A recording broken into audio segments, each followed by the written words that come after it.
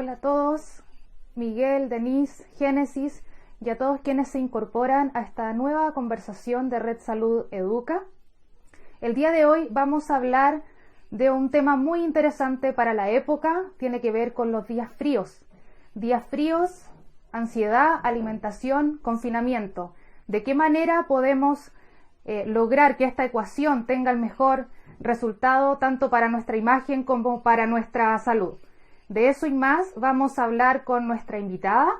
Ella es Ingrid Marchand, ya nos ha acompañado anteriormente, es nutricionista de la clínica Red Salud Rancagua, así que vamos de inmediato a conectar con Ingrid para que nos cuente cómo lidiar de la mejor manera con esta temporada otoño-invierno sin subir de peso y siempre cuidando la salud. Hola Ingrid, ¿cómo estás?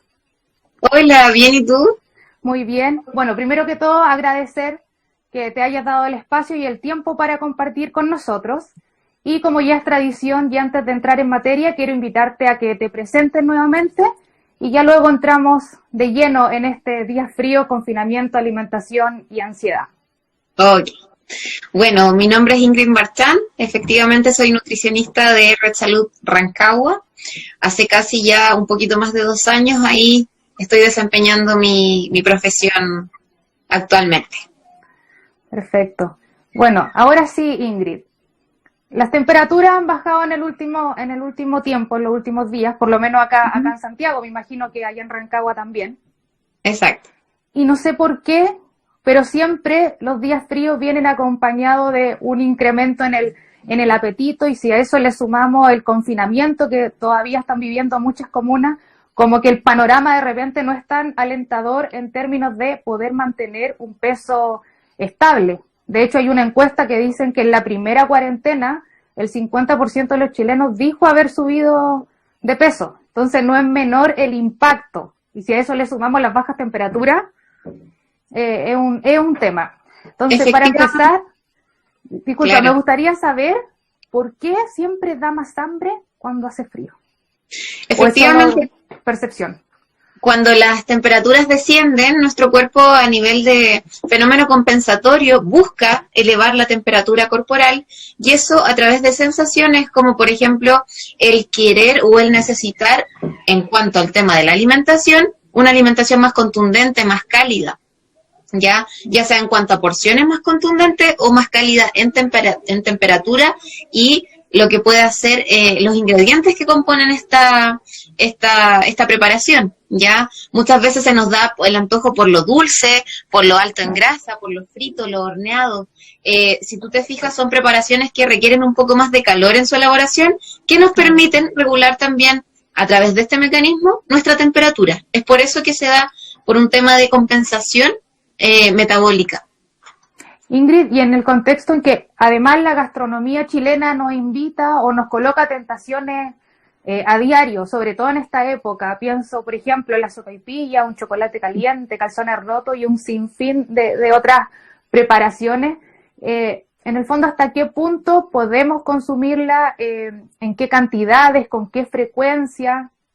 Bueno, si bien la sopaipilla, los calzones rotos no son preparaciones que uno recomiende por lo general, sí se pueden dar de vez en cuando, una vez cada 2 semanas, para ocasiones un poquito más específicas, y lo importante aquí es saber o entender un poco, interiorizarnos en cuanto a la materia prima de estas preparaciones, por ejemplo, cambiar ciertos ingredientes, no utilizar harinas refinadas blancas, sino que también incorporar harinas integrales. No necesariamente todo freírlo, sino que cambiar las técnicas de cocción y quizás hacerlas ciertas veces horneado. También, la materia grasa, no utilizar mantecas de origen animal, sino que quizás aceite vegetal. Entonces, cambiando ciertas materias primas de lo que es la preparación, sí se puede modificar el valor nutricional y que no genere tanto impacto a corto plazo en el aumento de peso de quien la consuma. Sí, porque me imagino que o la mayoría de la gente siempre, llegando ya la primavera, el verano, dice, chuta, tengo que bajar todos los kilos que subí en el invierno. Exacto. Pero el año pasado y este año, además le agregamos otro componente que no es menor, que el tema del confinamiento, y que en términos emocionales también se ha visto reflejado en altos índices de ansiedad. Exacto. Entonces, si bien uno en la teoría sabe que lo ideal es tener 4 comidas principales, algunos snacks, ¿cierto?, saludables entre esas comidas, de repente el estar encerrado tanto tiempo igual hace que tengamos ciertos antojos en el día a día o que simplemente por falta de tiempo no logremos cumplir con esa minuta recomendada por ustedes los nutricionistas, y desde ahí saber cuál es tu sugerencia para estos antojos del día a día. Claro, el tema aquí es, la ansiedad va a estar, ya sea por tiempo libre, que uno disponga de más tiempo dentro del confinamiento, la incertidumbre, todo esto a nivel emocional genera una mayor ansiedad. A unos pacientes les da por comer menos, a otros, que son la mayoría, les da por comer más. Hay más disponibilidad de tiempo. Entonces, claro, se involucran más en la cocina, están también el tema del delivery, lo que puedo pedir, algo más rápido. Entonces, lo ideal como primer punto es una buena hidratación, ya que me genere que estos episodios de fatiga o sensaciones como de poca energía o de que necesitar algo dulce, algo más calórico, vayan bajando con el tema de una buena hidratación. Ya eso es sumamente importante también, aprovechando que esta época nos invita un poco a incluir más las infusiones, los distintos tipos de té que pudiéramos tener en casa, ya las hierbas, distintos tipos de hierbas que pudieran consumir, ya posterior a una... Porque en algún momento siempre se dice que lo ideal para la hidratación es el agua, ¿cierto? Uh-huh. Pero podemos incluir entonces estas infusiones, el té, manzanilla, me imagino, y otras hierbas a modo de hidratación. ¿Pasa Exacto. Lo mismo con el café o no? ¿El café no pasa por hidratar? Con el café no pasa porque el café deshidrata más que hidratar, ¿ya?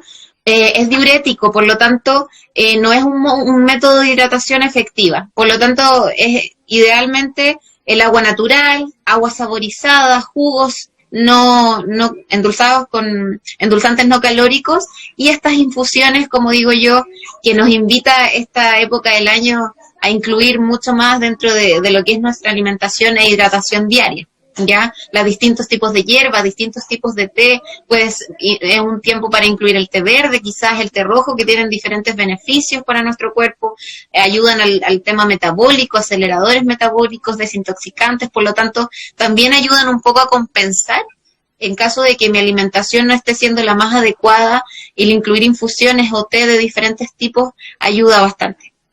Ingrid, con respecto a eso, Valecita UA nos dice, ¿qué pasa con las hierbas que inhiben ciertos nutrientes? Bueno, yo siempre le digo a mis pacientes que tengan ojo con el tema del té, ya que el té impide o reduce la capacidad de absorber el tema del hierro, por ejemplo.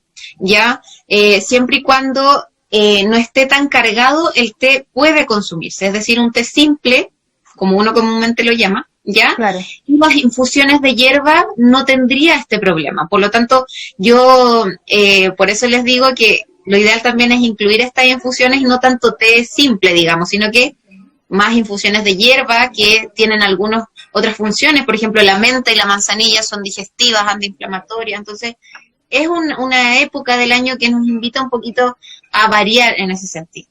Y nos preguntan también, Ingrid, por el mate. ¿Sirve como hidratante? El mate también es diurético, ya, y es un líquido estimulante. Hay que tener ojo con eso, con los pacientes que tienen hipertensión sobre todo, o taquicardias, arritmias cardíacas, ya, lo ideal es no beber mate.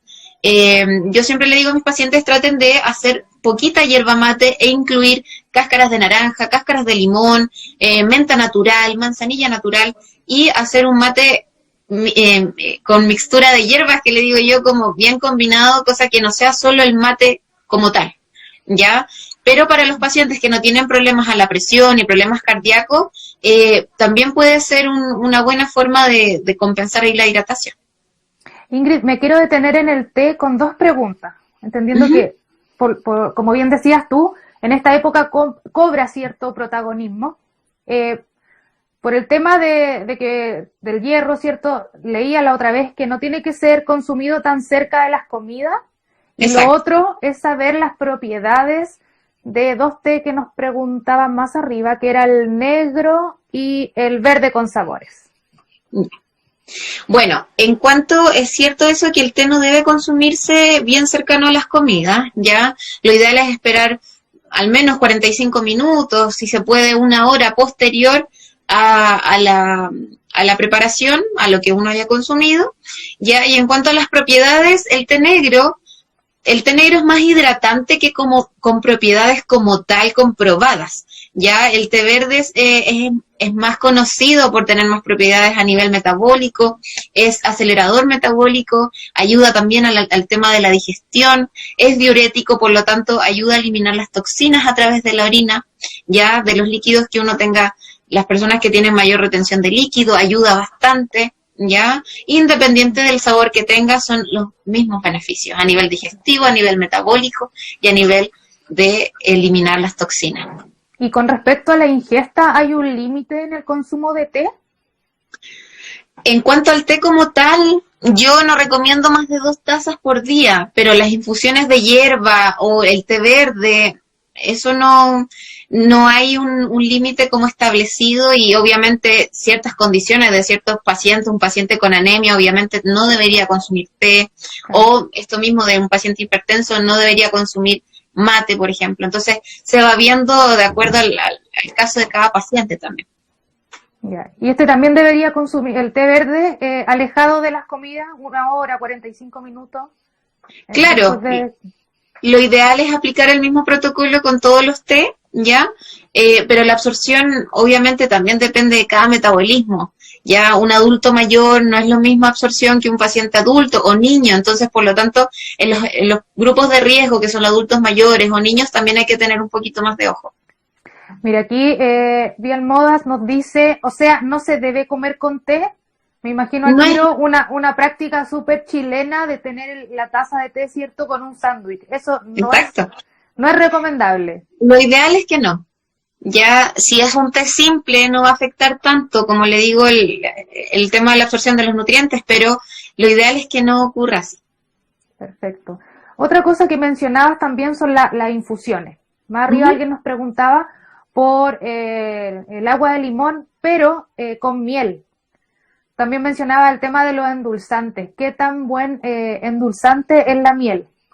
Si bien la miel es un endulzante natural, este sí es un endulzante natural calórico, ya lo que lo diferencia de la stevia, de la sucralosa, que son endulzantes no calóricos. Por lo tanto, hay que tener ojo en los pacientes que tienen mayor riesgo de subir sus triglicéridos, pacientes renales, por ejemplo, que tienen alguna insuficiencia renal o enfermedad renal crónica, pacientes diabéticos o pacientes netamente con dislipidemias, con obesidad, sobrepeso, un sobrepeso mayor, que implique el riesgo o que ya tengan los triglicéridos altos, tratar de no consumirlo frecuentemente, sino que un consumo esporádico.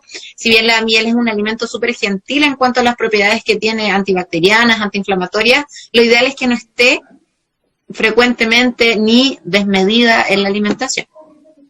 Perfecto. Vuelvo al té, pero ahora me preguntan si el té es recomendable para los niños o hay alguna otra bebida caliente que podamos recomendar a los más pequeños. Como le decía anteriormente, hay que tener ojo en los grupos de riesgo que están, por ejemplo, los niños, adolescentes están en crecimiento, y con los adultos mayores que tienen una absorción menor, ¿ya?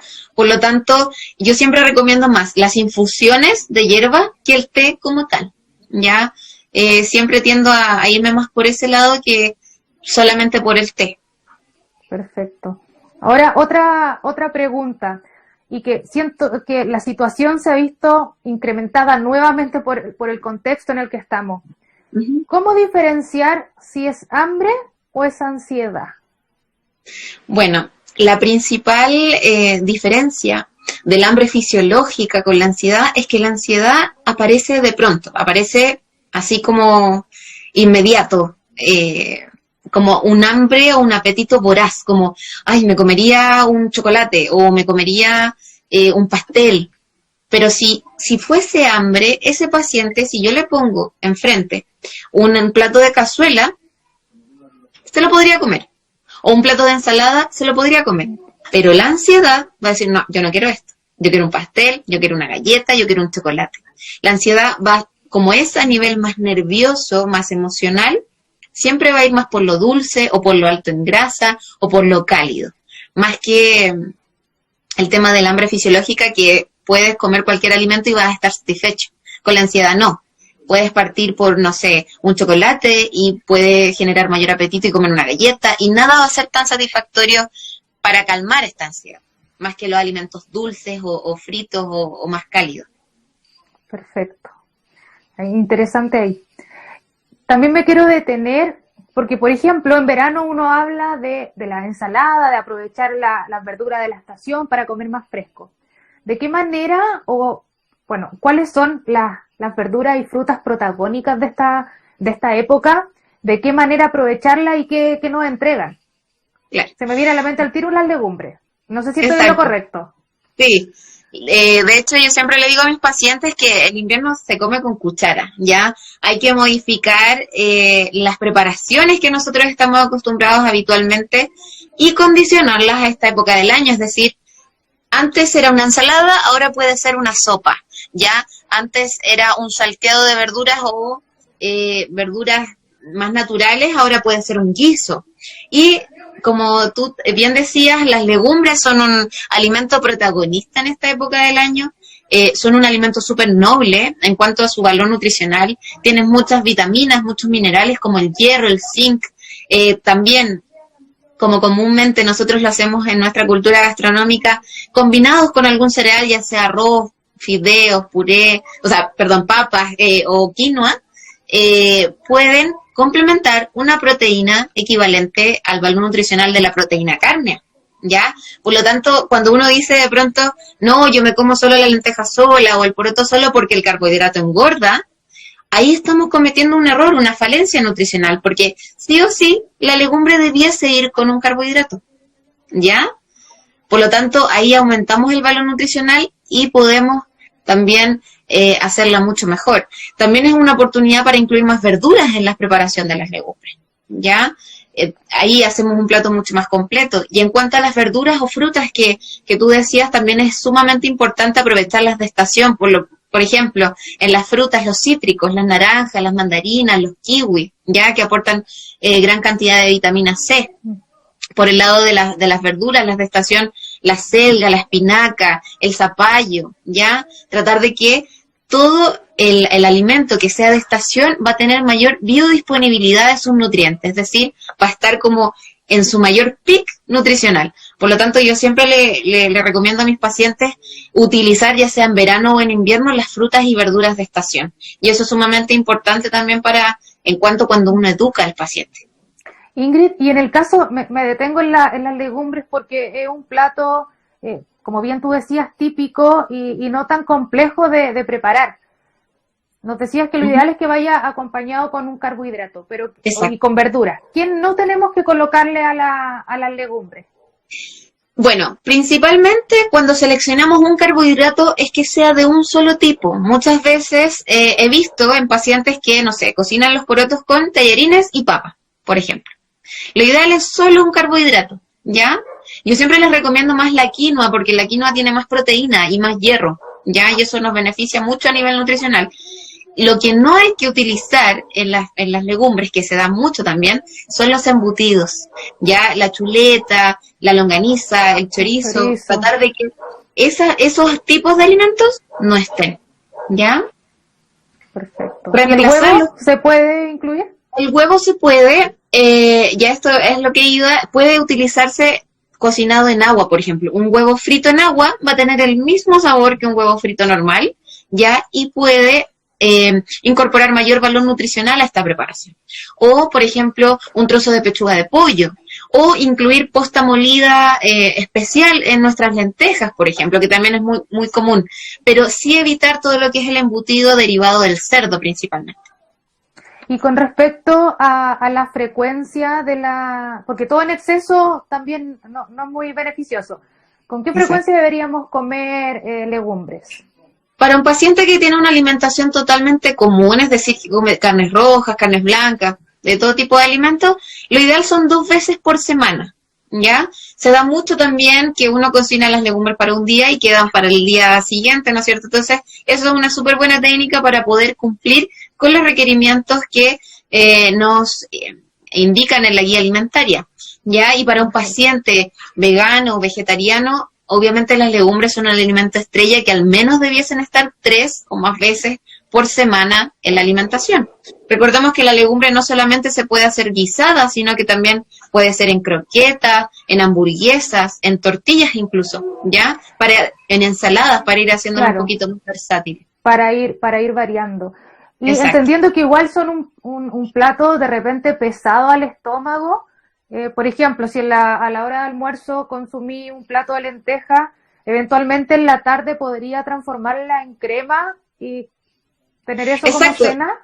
Para los pacientes, sobre todo que tienen mayor problema con el tema de los ollejos, del meteorismo a nivel de colon irritable, por ejemplo, una buena técnica es licuar las legumbres y luego pasarlas por sedazo, es decir, colarlas, ¿ya? Muchas veces algunos lo licúan, pero el ollejo, que es el factor meteorizante en este momento, queda ahí, por lo tanto igual les hace mal. Entonces yo siempre les recomiendo licuarlas, pero pasarlas también por sedazo, ¿ya? Perfecto. Esa es una buena... Anita Rosa Olate nos estaba preguntando qué pasaba con las personas que tenían síndrome de colon irritable. ¿Y la pueden reemplazar? Si en el fondo no quieren arriesgarse a pasar un mal momento y prefieren reemplazar la legumbre, ¿qué producto le podemos recomendar? Bueno, si prefieren reemplazar la legumbre, bueno, yo siempre soy como súper, las recomiendo bastante porque lo encuentro un alimento súper gentil. También podemos encontrar el hierro o el zinc en la carne roja, tratar de que sean carnes rojas bajas en grasa, la posta, por ejemplo, ¿ya? O la fibra, también en la avena podemos encontrar una fibra similar a las legumbres, en las verduras, ¿ya? Tratar siempre de hacer una alimentación lo más completa posible. Perfecto. Y con respecto, me detengo en la carne, porque al principio hablábamos de que también es importante el tema de las técnicas de cocción. No es Exacto. Lo mismo freír el producto que hornearlo o que esté a la plancha. ¿Cuáles son las recomendaciones, primero, de las técnicas de cocción para las carnes, ya sea roja o blanca? Y con respecto a los acompañamientos, en el sentido también de que generalmente en el verano uno asocia un trozo de carne más ensalada, ¿cierto? Más colorida, más fresca. Pero en esta época viene más quizá el puré, los guisos. ¿Se pueden complementar con las carnes o las carnes igual se tienen que consumir con ensalada en este periodo? Bueno, yo siempre digo que la verdura no debe faltar, ya sea como ensalada, como guiso, como salteado, como crema, como sopa, pero no dejar de comer verduras, ¿ya? Y también esta carne, seleccionar los tipos de corte. No es lo mismo comer carne de cerdo que carne de vacuno baja en grasa. No es lo mismo comer trutro de pollo a pechuga de pollo. Entonces, tratar de buscar los cortes más magros y efectivamente también cuidar el tema de la técnica de cocción. Ojalá todo al horno, a la plancha, al vapor. Evitar sobrefreír las cosas. Ya puedes utilizar unas gotitas de aceite, pero evitar sumergir las carnes en aceite o las preparaciones, los otros tipos de ingredientes, ¿ya? Se puede hacer un charquicán, por ejemplo, un estofado, sin tanta papa, incluir más verduras como más cantidad de zapallo camote, más cantidad de zapallo italiano, poroto verde, arveja, zanahoria, pimentón, cebolla, ¿ya? Tratar de incorporar más verduras en estas preparaciones que son tan típicas de nosotros. Si se hace un estofado, por ejemplo, tratar de aumentar la proteína, es decir, la carne o el pollo, pero reducir el carbohidrato, que es la papa, ¿ya? La proteína es el único macronutriente que no se almacena en nuestro cuerpo como grasa. Por lo tanto, nos ayuda un poquito y aumenta también la saciedad. Nos frena estos episodios ansiosos y también ayuda a que nuestras reservas grasas vayan bajando si también nivelamos los otros consumos de nutrientes. Perfecto. Ingrid, me voy a salir un segundo del tema porque dice acá, bueno, segunda o tercera vez que nos hace la misma consulta, Ponte Pink, no sé si se la podemos contestar o al menos orientar qué debe hacer. Dice, ayuda, please, una embarazada operada bariátrica con 38 semanas en estado anémico ¿puede recuperar con reposición de fierro intravenoso para evitar la transfusión de sangre? A ver, reposición de Desconozco el método al cual ella se refiere en específico. Yo siempre, los primeros 3 meses es más crucial la suplementación de ácido fólico y de hierro. Ya generalmente a las embarazadas se les da un episodio de anemia dilucional, la cual el suplemento puede nivelar, ¿no es cierto?, y poder manejar. En un paciente bariátrico y en embarazo, ¿no es cierto?, ya en sus últimas semanas es un poco más complejo porque generalmente los pacientes bariátricos quedan con un remanente un poco de cuadros anémicos por una pérdida abrupta de peso, ¿no es cierto?, y el cambio abrupto de alimentación que ellos tienen.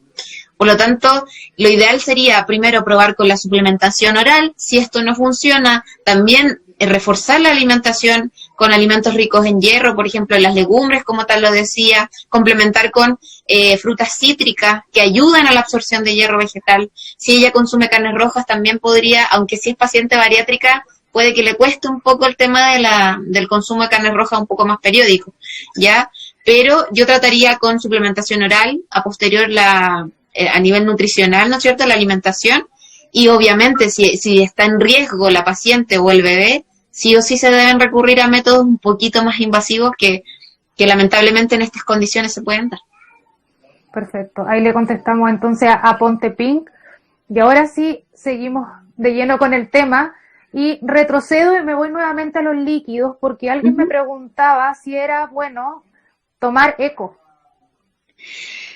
Así como se recomienda para los pacientes que tienen problemas de hipertensión, ya, o problemas cardiovasculares, y el eco en sí es un sustituto del café a partir de la cebada. Por lo tanto, no es un producto que no tenga calorías, que no pueda interferir en nuestra alimentación, sino que sí tiene un aporte calórico, y por ese lado hay que tener un poquito más de ojo. Si esta persona tiene un problema de peso, si está siguiendo una pauta, lo ideal es que no se incluyan estos tipos de alimentos que sí a largo plazo pueden interferir. Perfecto. Ahora te leo otra pregunta súper en línea con lo que estamos viviendo.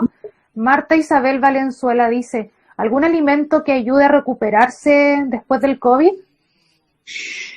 Mira, yo siempre a los pacientes les estoy recomendando periódicamente no dejar de alimentarse con frutas y verduras frescas, ya sobre todo las frutas cítricas, o utilizar, por ejemplo, el jengibre, ya, tratar de que todo lo cítrico, todo lo estimulante inmunológico esté, ya, el limón, la naranja, la mandarina, tratar de que sus requerimientos de vitaminas y minerales a partir de alimentos frescos, como lo son las frutas y las verduras, estén a diario.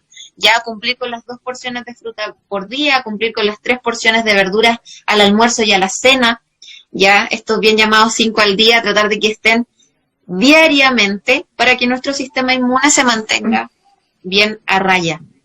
Ingrid, cuando hablas de verdura y frutas frescas, es la que encuentro en el súper, en la feria, ¿qué pasa con los congelados? Si bien los congelados, se someten a un método de preservación, ¿no es cierto? Algunos sí pierden ciertas propiedades nutricionales, algunas vitaminas se pueden perder en cuanto a la cocción, por ejemplo. Por lo tanto, siempre va a ser mucho mejor la verdura y la fruta en su estado natural, ¿ya? Perfecto. Más que siempre cuando al paciente no tiene acceso a una fruta natural, le digo compre congelado y puede hacerla con algún lácteo, un batido, pero siempre voy a abogar más por el tema de la disponibilidad de vitaminas y minerales en los alimentos frescos. Y con respecto al consumo de fruta, porque efectivamente uno de repente cuando a media tarde le da hambre, no siempre baja va a la cocina por una fruta y de repente uno se tienta en el camino con cosas más calóricas.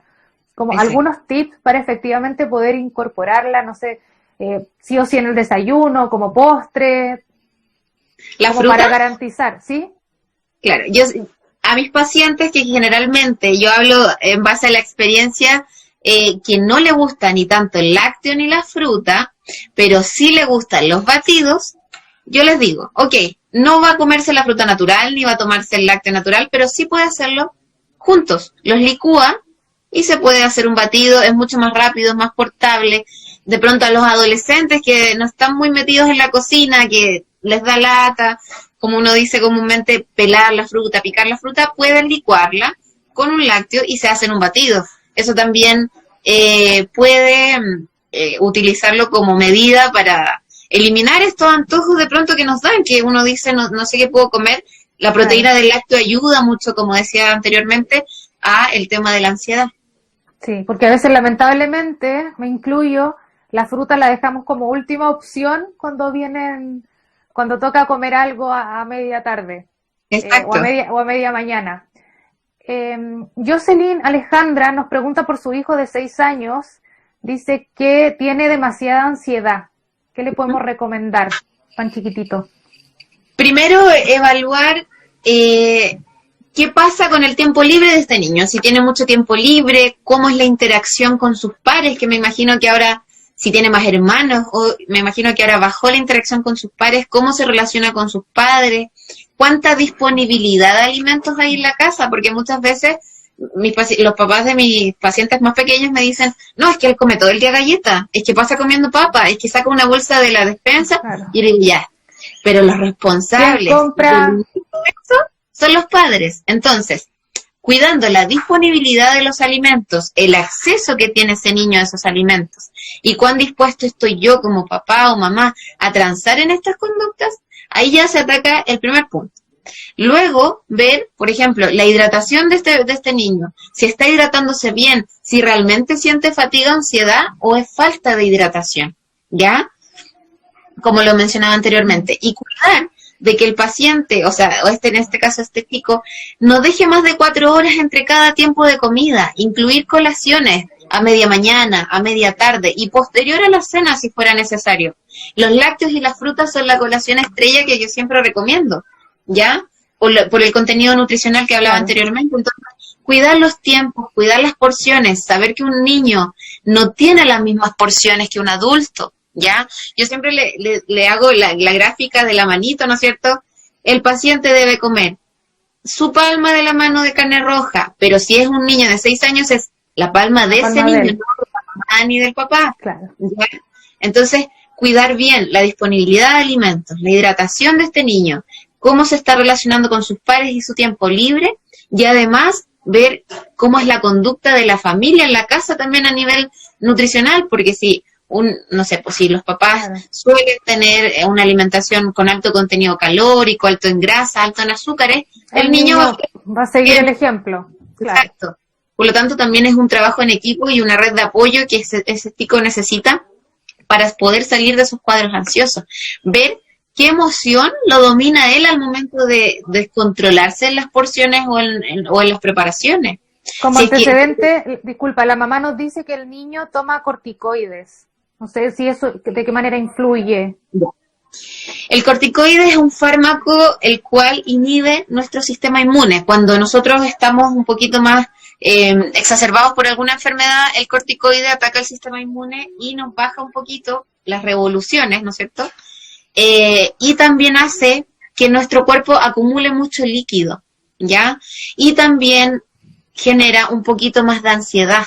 Por lo tanto, claro, ahí ya tenemos una causa farmacológica, ¿no es cierto? No sé si este chico tenga alguna enfermedad de base o esté pasando por un episodio de alguna patología que requiera este tratamiento, pero claro, el corticoide es un factor que aumenta la ansiedad y también ayuda, o sea, impide un poquito la baja de peso por un tema de acumulación de líquido. También pasa mucho son los pacientes que usan corticoides. Perfecto, buenísimo. Ahí la respuesta entonces a esta mamá que nos consultaba. Ahora Mariela nos pregunta por otro producto productos que tienen bastantes propiedades, pero obviamente hay que limitar la dosis, la cantidad de consumo. Son los frutos secos. Uh-huh. ¿Qué tan buenos son? ¿Cuándo y cuánto consumir? Los frutos secos son un alimento, un arma de doble filo, por así decirlo. Ya si tienen muchas propiedades, aporte de omega 3, omega 6, fibra, ya. Y en el caso de las almendras, también en los pacientes veganos, vegetarianos, tienen mayor contenido proteico. Por lo tanto, si bien tienen buenas facultades nutricionales, en exceso, como son un alimento que pertenece al grupo de los alimentos ricos en lípidos, como la palta, las aceitunas y los frutos secos, tienen mayor contenido calórico. Si bien aportan grasas saludables, a la larga, si yo me excedo en la porción, voy a tener un incremento de peso, ¿ya? Entonces, por lo tanto, es importante diferenciar también el fruto seco de la fruta deshidratada. Muchos mix de frutos secos vienen con la piña deshidratada, el mango deshidratado, la pasa, las ciruelas secas, y eso, la fruta deshidratada es el concentrado de azúcar de la fruta. Por lo tanto, no son las mismas propiedades que el fruto seco, ¿ya? Eso es solo aporte de azúcar, y ahí hay que también tener un poco de ojo con eso, ¿ya? Por ejemplo, la porción de las almendras, lo ideal son 24 almendras. Yo siempre los voy porcionando a mis pacientes, cómaselas de a 5, de a 10, no las 24 almendras de inmediato, ya, no sé, en promedio son 30 gramos, o lo que, para ser más gráfica, lo que quepa en esta sección de la mano, ya de la palma, es en esta parte. Entonces, y muy poca gente se limita a esa claro. ¿Ya? Y con respecto a la frecuencia, ¿es recomendable o se puede consumir frutos secos todos los días o mejor que sea más espaciado? Lo ideal es que no sea todos los días, sobre todo en estas personas que tienen un consumo frecuente de palta, por ejemplo, o son muy buenos para la utilización de aceite, ¿ya? Yo siempre digo, si va a comer fruto seco, trate de no comer palta. Si va a comer palta, trate de no mezclarlo con fruto seco. O sea, tratar de ir variando, ¿ya? Quizás día por medio, en pacientes obviamente que entrenan más y no tienen problemas con el peso, ya pueden utilizar como fuente de energía las almendras, o el maní, por ejemplo, que también tiene harto contenido proteico. Pero en un paciente regular que tiene un problema más de peso, hay que controlar la frecuencia. Yo diría no más de 2 veces a 3 veces por semana. Perfecto. Ahora, Ingrid, la pregunta de otra mamá, Caro Abarzúa, dice, ¿algún tips para un niño con aversión alimentaria? ¿Qué edad tiene ese niño? Oh, no sé, no nos dice. Pero a nivel genérico... Y es que ahí hay varios factores, o sea, depende de la edad del niño, la etapa que esté cursando en su infancia, también depende de qué aversión alimentaria nos estamos refiriendo, si es aversión a la carne, si es aversión a las legumbres, si es aversión a las verduras, ¿ya? Yo siempre le digo a las mamás de mis pacientes más pequeños que son menos buenos para comer, que lo visual es lo importante en los niños, ¿ya? Tratar de hacerle como una figurita que a él le guste, tratar de incorporarlo también en el periodo de elaboración del alimento, ya incorporarlo un poquito más en la cocina, invitarlo a que sea un poquito más grande, tiene 13. Ah, ya, si tiene 13 años puede ya un poquito incorporarse en el tema de la alimentación, y habría que ver qué grupo de alimento él tiene esa versión para ver en qué nos podemos enfocar. Pero lo principal son las técnicas visuales. O sea, cuán atractivo hago yo mi plato para este menor, ¿ya? Ya sea con colores atractivos, diferentes texturas, ¿ya? De pronto la versión alimentaria también va por una textura específica, entonces tratar de evitar esa textura y modificar el alimento en otro tipo de preparación. Entonces, ahí son más factores individuales que habría que ver para llegar a una recomendación más específica. Perfecto. Sí, de hecho hay como en internet uno encuentra, no sé, las mismas frutas, las disponen de cierta manera que hacen la cara de un animal, y eso al final para el niño resulta atractivo. Uh-huh. Sí. Dice Bayo con canela. Tengo una duda. Tomo té rojo y té verde y me duele la cabeza. ¿Cuánto se recomienda? Creo que lo mencionaste al inicio. Sí, ojalá no más de 2 a 3 tazas como máximo. Habría que ver si ella tiene una patología, o él tiene una patología de base, si está pasando por un periodo de tensión quizás que le genere esta cefalea, o si es netamente cuando consume el té y cuán cargado esté el té. Ya, siempre hay que evaluar esos factores para ver si es que tienen algún causal o no.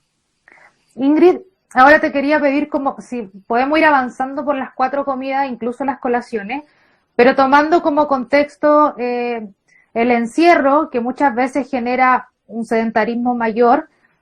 ¿Cuál sería como una minuta ideal para un día cualquiera? Y tomando en cuenta también que a diferencia de otros años, el tiempo es mucho más escaso, entonces muchas mamás y papás también caemos en el error, y se asume así, de entre preparar quizá un guiso de verduras que sabemos que es mucho más nutritivo, nos vamos por lo fácil, quizá unas pastas con salsa y sería, pero en el ideal, tomando en cuenta el encierro y la falta de tiempo, ¿cómo podríamos hacer un día nutricionalmente adecuado? Por ejemplo, el tema aquí es la organización también, ¿ya? Ahora hay muchos productos que están un poquito más casi listos, que no son los más recomendados, pero sí puede, en una falta de tiempo, ser bastante útil. Por ejemplo, en el tema de las legumbres.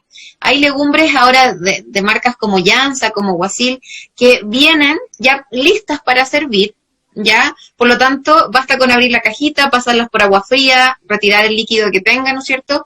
Y puedo hacerlas en ensaladas o en salteados, ¿ya? O incluso una pequeña sopa con esas legumbres también podría ser, ¿ya? Saber que estos alimentos pueden ir incluidos en un día con un poquito menos de tiempo.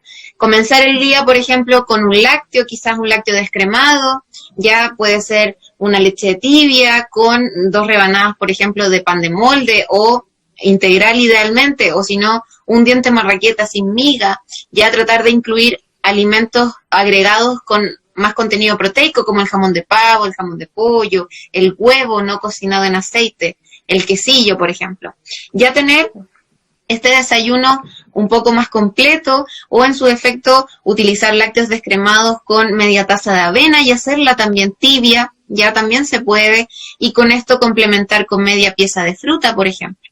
A media mañana, si es que el paciente no tomó el lácteo al desayuno, puede utilizar la fruta con el lácteo y hacerse un batido, o el yogur con la fruta picada. Luego, en el almuerzo, tal como mencionaba, las legumbres que ya vienen medianamente listas, o por ejemplo un pescado que sea en conserva al agua, por ejemplo, también lo podemos utilizar. Ya si tenemos fideos o pasta o arroz, podemos hacer un guiso con ciertas verduras, algo un poco más rápido, una fruta cítrica de postre, por ejemplo, aprovechando en la época que estamos, claro. Y a media tarde, si no se come la fruta de postre, a media tarde repetir un esquema similar al de media mañana, la fruta con el lácteo y un poco de avena, por ejemplo, para hacerla un poco más completa.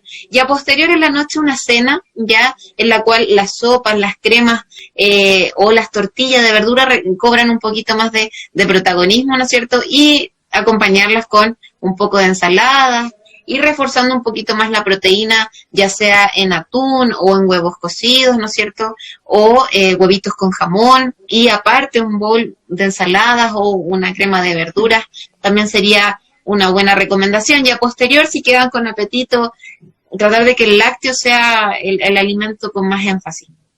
Perfecto. Y con respecto a lo horario, por ejemplo, me levanto, ¿cuánto es lo máximo que yo podría esperar para tomar el desayuno? Y lo mismo en la noche, en el fondo, lo más tarde que eventualmente se sugiere comer para no tener problemas de sueño. Lo ideal, yo siempre le recomiendo a mis pacientes no tomar desayuno más allá de las 10 de la mañana, ¿ya?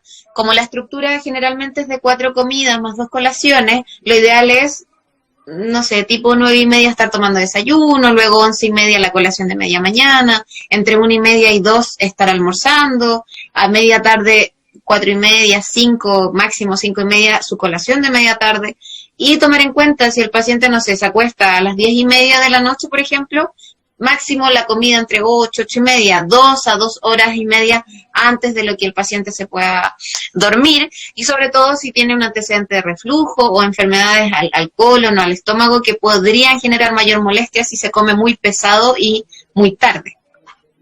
Perfecto. Mira, otra mamá nos consulta por su hijo de 12 años que no quiere consumir leche ni yogur. ¿Qué puedo hacer? Solo quiere tomar té. Ya, ahí, bueno, lo que uno busca del lácteo, digamos, principalmente lo que le enseño yo a mis pacientes es la proteína y el calcio, ¿ya? Podemos, si bien no es lo más recomendable, podemos incorporar otros alimentos o aumentar otros alimentos que me ayuden un poco a el tema del aporte en proteínas y calcio, por ejemplo, las almendras, la espinaca, ya, las mismas legumbres también. Tratar de incorporar otros alimentos que ayuden al tema del lácteo e incluso utilizar otras preparaciones en los lácteos. Por ejemplo, si al niño puede que no le gusta ni la leche ni el yogur, pero sí le puede gustar el flan, ¿ya? O la leche con sémola, y incluir estos alimentos en otras preparaciones, Ya también es una buena técnica más que presentarle el lácteo como tal. Perfecto.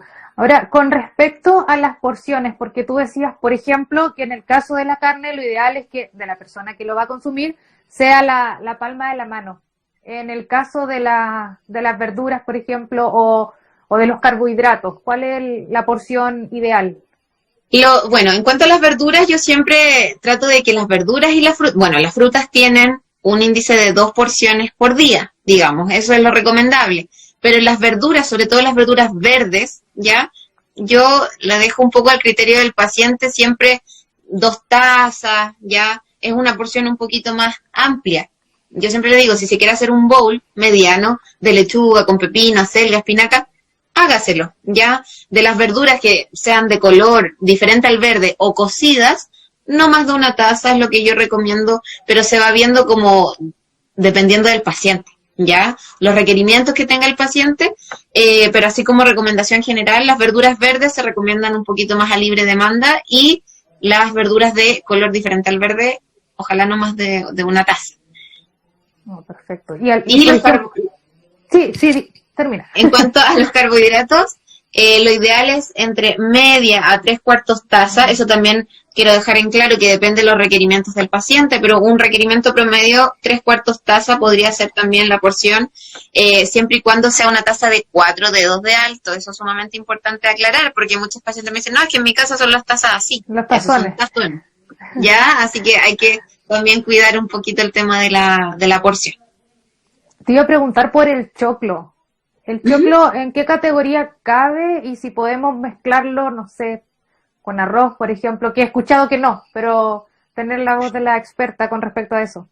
El choclo efectivamente cae en la categoría de los cereales, ¿ya? Entonces es un grano, es un acompañamiento, no es una verdura como tal, no es una hortaliza que uno diga esto es ensalada, ¿ya? Entonces, sí o sí tiene que ir dentro de la adecuación de porciones, que puede ser entre media, 3/4 taza, máximo 1 taza, ¿ya? Esto varía en cada grupo de pacientes, es decir, no es lo mismo en un niño, en un adulto mayor o en un adulto promedio. Perfecto. Y efectivamente no se pueden combinar con los de carbohidratos. Mira, Bernura nos pregunta por los champiñones. Uh-huh. ¿Qué propiedades tienen los champiñones y con qué frecuencia deberíamos comerlo y en qué porciones también? Los champiñones son un alimento súper noble, sobre todo ahora que estamos en etapa de confinamiento, ¿no es cierto?, de cuarentena. ¿Por qué? Porque tienen harta vitamina D, ¿ya? Y nosotros la vitamina D la consumimos a través de ciertos alimentos, como el queso, la leche, ¿no es cierto?, pero no hay un alimento tan nutricionalmente recomendado como el tema de los champiñones para este requerimiento. Obviamente la vitamina D, su primera fuente de síntesis es la exposición solar, ya, pero en periodos de confinamiento es un poco más difícil.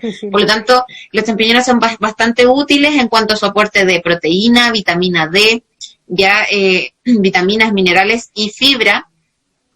Y podría consumirse a diario, sobre todo en pacientes que buscan un poquito más de requerimiento proteico de origen vegetal. Está sumamente recomendado en la frecuencia que el paciente estime conveniente y también tenga disponibilidad. ¿Y con respecto a cómo prepararlo? Siempre las verduras y las frutas se van a aprovechar más sus propiedades nutricionales en su estado natural. Es decir, se puede hacer un ceviche de champiñones, por ejemplo, sin necesidad de tener alguna cocción de por medio. Ya, obviamente se debe limpiar con una servilleta, un pañito, no enjuagarlos porque absorben mucha agua y eso cuando se cocina queda muy reducido, por lo tanto tratar de no hacerlo de esa forma, pero sí poder limpiarlo. Ya se puede hacer un ceviche de champiñones, puedes hacerte un omelette con champiñones, una tortilla, ya, o saltearlos con una gotita de aceite, ya hacer un tipo chop suey o en sopas. Entonces es un alimento bastante versátil también. Versátil. Delante dijiste que las verduras y las frutas congeladas perdían ciertas propiedades. ¿Qué pasa con los alimentos en conserva? Nos pregunta Daniela. Los alimentos en conserva, claro, son un poquito más controversiales en cuanto a los preservantes que tienen, ¿ya? Las frutas, sobre todo en conserva, que uno dice que es como un postre más rápido, típico de los domingos, siempre yo recomiendo más el alimento en su estado natural. Generalmente las conservas tienen mucho sodio, ya por más que uno de pronto le saque el jugo, el almíbar que trae, aunque sean conservas dulces, la cantidad de sodio es muy alta también, ¿ya? Por lo tanto, es importante aprovechar el producto en su estado más natural, ¿ya? Quizás aplicarle un método de cocción nosotros en casa, cocinar la fruta, no sé, hacer fruta cocida o en otro tipo de preparaciones, pero no en conserva. Perfecto. Ahora nos preguntan por otro de los protagonistas, y no solamente de esta época, al menos en Chile, de todo el año, el pan. ¿Qué pan es mejor y si se puede reemplazar por galletas de salvado? Yo siempre trato de educar en este sentido, sobre todo en el ámbito del pan, porque aquí en Chile se consume muchísimo pan. Se habla de más de 7 kilos en promedio por persona de consumo de pan al año. Entonces, lo ideal es reemplazar este tipo de pan más corriente como el pan ayú y el pan marraqueta por variantes que tengan menos contenido de grasa, más contenido de fibra, como lo es, por ejemplo, el pan de molde integral, ya, o ir variando de a poco, es decir, si yo comía ayú y ahora comer pan de molde blanco, luego pan de molde integral, y llegar a preparaciones o alimentos un poquito más nobles, como por ejemplo el pan pita, que tiene mucho menos contenido de grasa, ya podría ser un pan pita integral, ya, que aporte un poquito más de fibra, o reemplazar netamente el pan por avena, por ejemplo, media taza de avena, o, como tal tú decías, las galletas integrales, ojalá también ahí cuidar las porciones, no más entre 4 a 6 galletas por tiempo de comida, ya sea a media mañana, en la mañana o a media tarde. Perfecto. Ahí respondimos entonces. Ahora, Paola nos dice, ¿el pan centeno engorda menos que el pan integral? Es que el que engorde o no engorde es un tema más de cantidad, claro, de cantidades y de las materias primas que utilizaron para la elaboración de ese pan. Ya hay que ver si utilizaron aceite en lugar de manteca, hay que ver si le pusieron mantequilla, hay que ver si tiene semillas, si no tiene semillas. El aporte nutricional va variando mucho de las materias primas que tenga la preparación. Ya, pero todo en exceso siempre va a engordar. A ser perjudicial, y engordar. Exacto. Efectivamente. Y sobre el pan masa madre, nos pregunta Bernura, ¿es recomendable? El pan masa madre también tiene mayores facultades a pacientes, sobre todo que buscan un pan que sea un poquito más sin gluten, más puro en sus materias primas, ya. Pero el tema con el pan de masa madre es que es un poquito menos accesible a todo la población en general. Sí. Ya generalmente, lamentablemente, algunos alimentos que son mejores nutricionalmente hablando son menos asequibles a nivel económico. Por lo tanto, si tiene la posibilidad de hacerlo, es mucho mejor, pero no es un alimento que yo recomiendo a nivel general por lo mismo, porque a nivel de acceso es un poquito más limitado. Perfecto. Otra consulta tiene que ver con los embutidos. Dice, ¿cómo podemos reemplazarlos? Como por ejemplo el paté. ¿Qué alternativa podemos buscar? Yo siempre digo que ojalá los embutidos sean sacados, desarraigados de la alimentación y reemplazarlos por alimentos, como decía, agregados con proteína, por ejemplo, el jamón de pavo, el jamón de pollo, que si bien son embutidos, tienen un valor nutricional un poquito más alto. Ya el quesillo, tratar de el huevo, que sean estos agregados los protagonistas más que el paté, que el queso, que son comúnmente consumidos, pero a nivel nutricional son más perjudiciales que beneficiosos. Perfecto. Ahora, Susana nos dice, ¿qué aceite recomiendas? Entendiendo que es un indispensable, obviamente, de cualquier cocina. Claro. Bueno, algunos aceites, nutricionalmente el aporte calórico de grasa es prácticamente el mismo, ¿ya? Pero si bien sus propiedades organolépticas, es decir, su color, su sabor, su aroma, van más adecuados para ciertas preparaciones y para otras no. Yo siempre recomiendo a modo personal que el aceite de oliva lo utilicen más en preparaciones crudas, en preparaciones frías, como las ensaladas, por ejemplo. ¿Ya? Si le gusta un sabor más intenso, puede utilizarlo para cocinar sin ningún problema, pero yo le recomiendo de esa forma. Y los aceites vegetal, de canola, como uso diario no habría problema, ¿ya? Recordar que el aceite de maravilla es un poquito más para frituras que para consumo general. Perfecto. Ingrid, ya para ir cerrando y con la idea de poder dejar guardada esta conversación en nuestro Instagram TV, preguntarte por otro de los protagonistas, tenemos muchos protagonistas en esta temporada, pero el chocolate caliente, ¿sí, no, cuánto? El chocolate caliente, volvemos al tema de las materias primas, que es un tema bastante interesante. Sí. Lo ideal es que si lo va a hacer en casa, sea con leche descremada, por ejemplo, ya si es con un mayor contenido de proteína, mucho mejor, porque va a ser un alimento que nos va a satisfacer en mayor medida.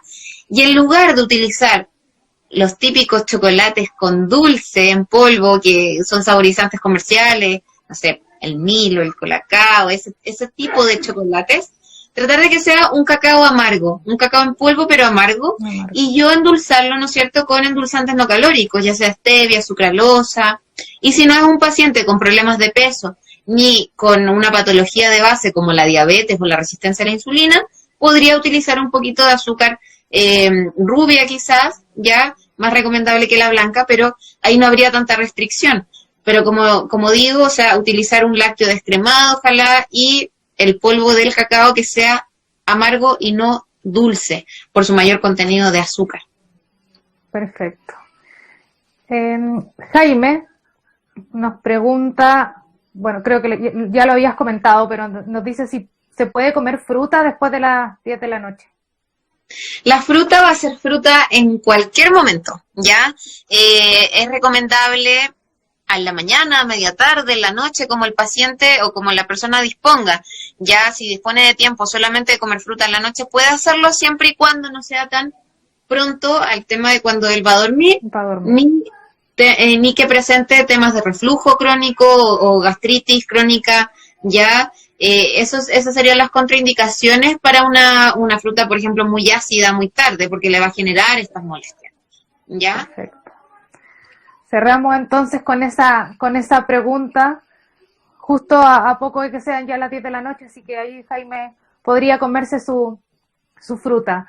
Bueno, Ingrid, agradecerte nuevamente el tiempo, todos los consejos, sin duda muy, muy agradecida de ello, porque efectivamente el tema de alimentación es un tema más en esta ecuación en la que hoy día estamos viviendo. Recordarle a todos que esta conversación va a quedar guardada por si quieren revisarla de nuevo, revisar con detención cada uno de los consejos. Y nada, invitarla a una próxima conversación de Red Salud Educa, y a ti nuevamente agradecerte por darte este espacio con nosotros. Muchas gracias también por la invitación, feliz como siempre de aclarar todas las dudas y de aportar en este tema tan interesante, ¿no es cierto?, que estamos en un contexto tan diferente, por lo tanto necesitamos estos espacios educativos y feliz de poder colaborar con ella. Te pasaste, muchas gracias, buenas noches, que estés bien. Gracias a todos quienes nos acompañaron. Chao, chao. Chao.